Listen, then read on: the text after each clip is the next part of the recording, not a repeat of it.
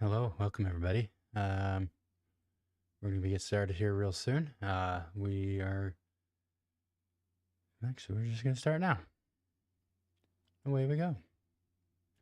Get some snow going. See, king king. Hello everybody. Okay, so where we left off, we did stave 1, which is chapter 1.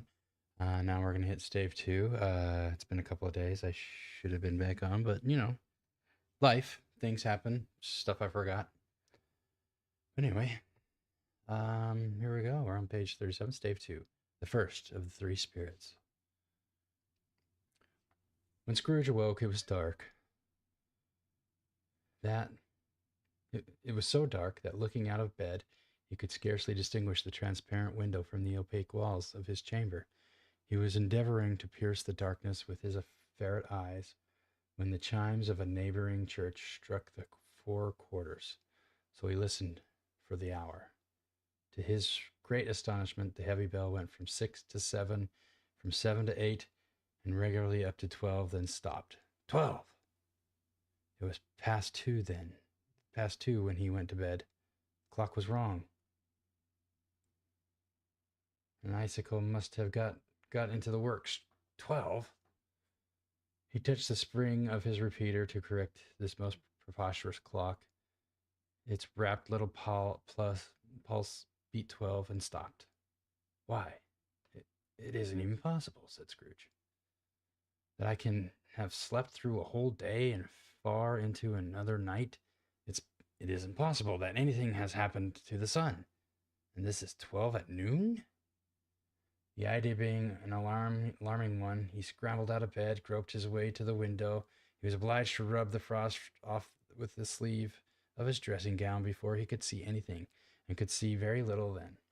All he could make out was that it was still very foggy, extremely cold, and that there was no noise of people running to and fro, and making a great stir, as there unquestionably would have been if night had beaten off the bright day and taken possession of the world.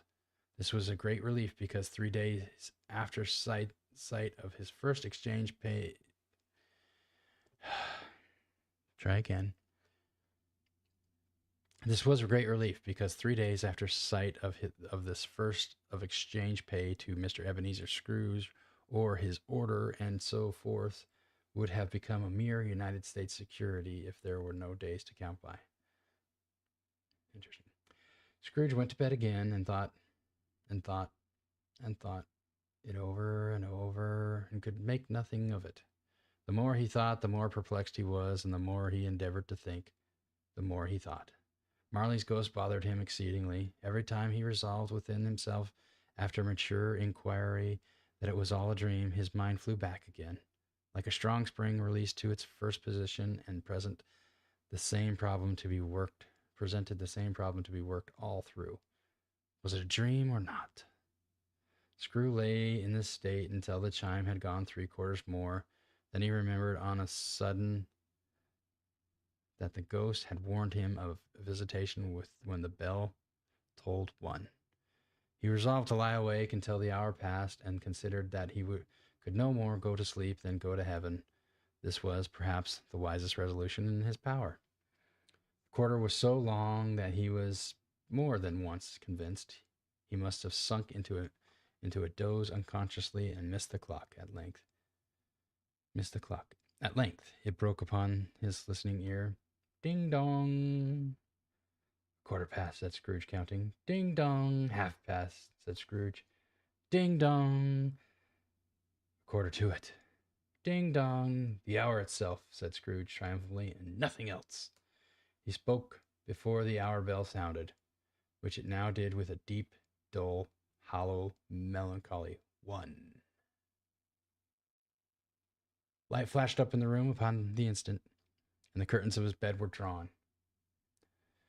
The curtains of his bed were drawn aside, I tell you, by a hand, not the curtains at his feet, nor the curtains at his back, but those to which his face was addressed. The curtains of his bed were drawn aside, and Scrooge, staring up into a half-recumbent attitude, found himself face to face with the unearthly visitor who drew them, as close to it as I am to you now, which, is pretty far away. So, anyway, and I'm standing in the spirit at your elbow. It was a strange figure, like a child, yet not so like a child, as like an old man, viewed through some supernatural medium, which gave him the appearance of having receded from the view and being diminished to a child's proportion. Its hair, which hung about his neck and down its back, as was white, as if with age, and yet the face had not a wrinkle in it, and the tenderest bloom was on the skin. The arms were very long, muscular, the hands the same, as if its hold were of uncommon strength. Its legs and feet, most delicately formed, were like those upper members bare. It wore a tunic of the purest white, and around its waist had a bound and lustrous belt, the sheen of which was beautiful. It held a branch of fresh green holly in its hand, and its singular condition of that wintry emblem had its dress trimmed with summer flowers. But the strangest thing about it was that from the crown of its head there sprang a bright, clear jet of light, by which all this was visible, and which was doubtless the occasion of its using in its duller moments a great extinguisher for a cap, which is now held under its arm. Even though, when Scrooge looked at it with increasing steadiness, was not its strangest quality, for as its belt sparkled and glittered, now in one part and now in another, and what was light one instant at another time was dark, so the figure itself fluctuated in its distinctness. Being now a thing with one arm, now with one leg, now with 20 legs, now a pair of legs without a head, now a head without a body, of which dissolving parts no outline would be visible in the dense gloom wherein they melted away. And in the very wonder of this, it would be itself again, distinct and clear as ever. "Are you a spirit, sir, whose coming was foretold to me?" asked Scrooge. "I am." "I am." The voice was soft and gentle, singularly low, as if instead of being so close behind him, it were at a distance. "Who are you? Who and what are you?" Scrooge demanded. "I am the ghost of Christmas past." "Long past?" inquired Scrooge, observant of its dwarfish structure. "No, your past." Perhaps Scrooge could not have told anybody why, if anybody could have asked him, but he had a special desire to see the spirit in his cap, and begged him to be covered. "What?" exclaimed the ghost. "Would you soon put out with worldly hands the light I give? Is it not enough that you are one of those whose passions made this cap, and forced me through whole trains of years to wear it low upon my brow?" Scrooge reverently disclaimed all intention to offer, or any knowledge of having wilfully bonneted the spirit at any period of his life. He then made bold to inquire what business brought him there. "Your welfare," said the ghost. Scrooge expressed himself much obliged, but could not help thinking that a night of unbroken rest would have been more conducive to the end. The spirit must have heard him thinking, for it said immediately, "Your reclamation, then. Take heed." "Hi, Smoky. Rise and walk with me." It would have been in vain for Scrooge to plead with that the weather and the hour were not adopted to pedestrian purposes, that the bed was warm, and that the thermometer a long way below freezing, that he was clad but lightly in his slippers, dressing gown, and nightcap, and that he had a cold upon him at the time. The grasp, though gentle as a woman's hand, was not to be resisted. He rose, but finding that the spirit made towards the window, clasped its robe in supplication.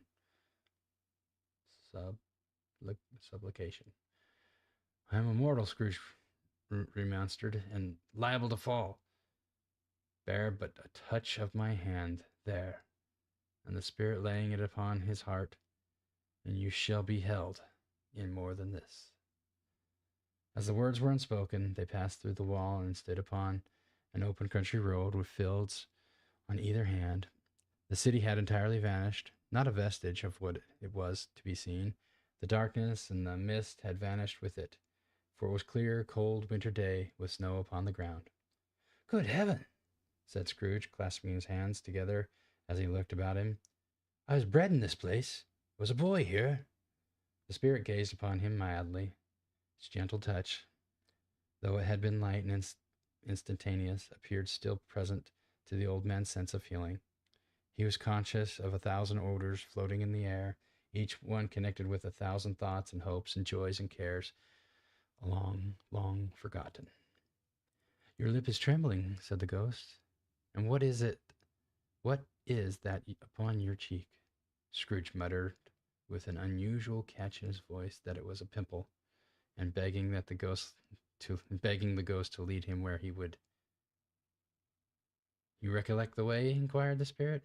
Remember it, cried Scrooge with fever. I could walk it blindfold. Strange to have forgotten it for so many years, observed the ghost. Let us go on.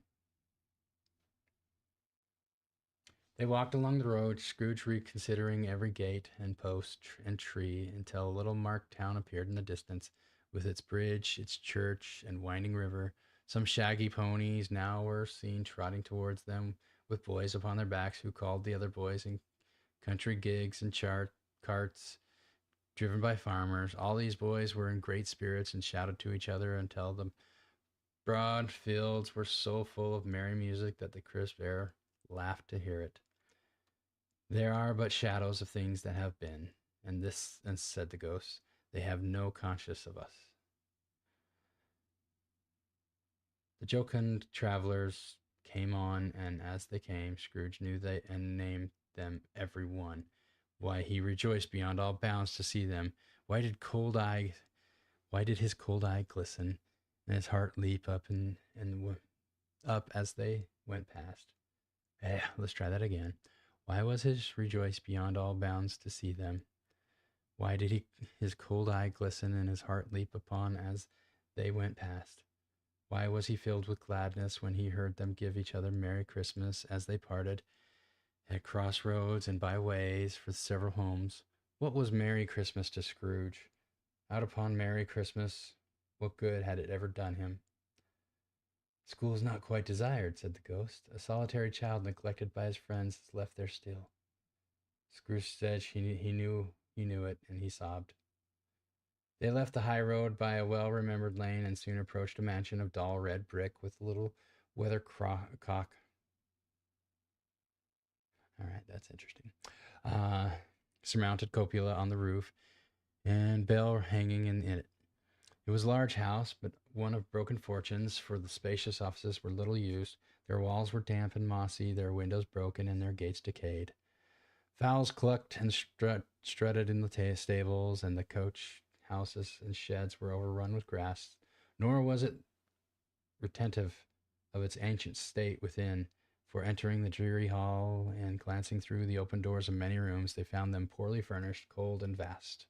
There was an earthly savour in the air, a chilly bareness in the place, which associated itself somehow with too much getting up by candlelight and not much to eat. The ghost and Scrooge, across the hall to the door at the back of the house. It opened before them and disclosed a long, bare, melancholy room, made barer still by lines of plain deal forms and desks. At one of these, a lonely boy was reading near a feeble fire, and Scrooge sat down upon a form and wept to see his poor forgotten self as he had used to be. Not a latent echo in the house, not a squeak of scuffle from the mice behind the paneling, not a drip from the half-thawed waterspout in the dull yard behind, not a single sigh among the leafless boughs of one deponent poplar, not the idle swinging of an empty storehouse door, no, not a clicking in the fire, but fell upon the heart of Scrooge with softening influence and gave a freer passage to his tears. The spirit touched him on the arm and pointed to his younger self, intent upon his reading. Suddenly a man in foreign garments, wonderfully real and distinct to look at, stood outside the window with an axe stuck in his belt, and leading by the bridle an ass laden with wood. Why, it's Ali Baba! Scrooge exclaimed. Prince Ali, my... Oh, anyway. It's dear old honest Ali Baba. Yes, yes, I know. One Christmas time, when yonder solitary child was left here all alone, he did come for the first time, just like that, poor boy.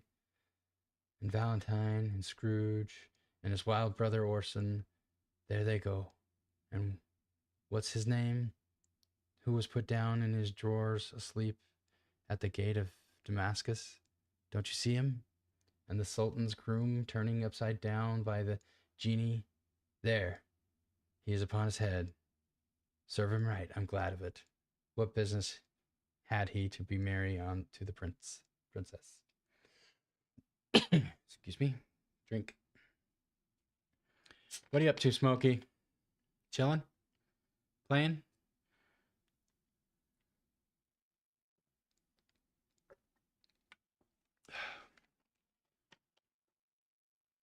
Huh, wait. Is Darth even in?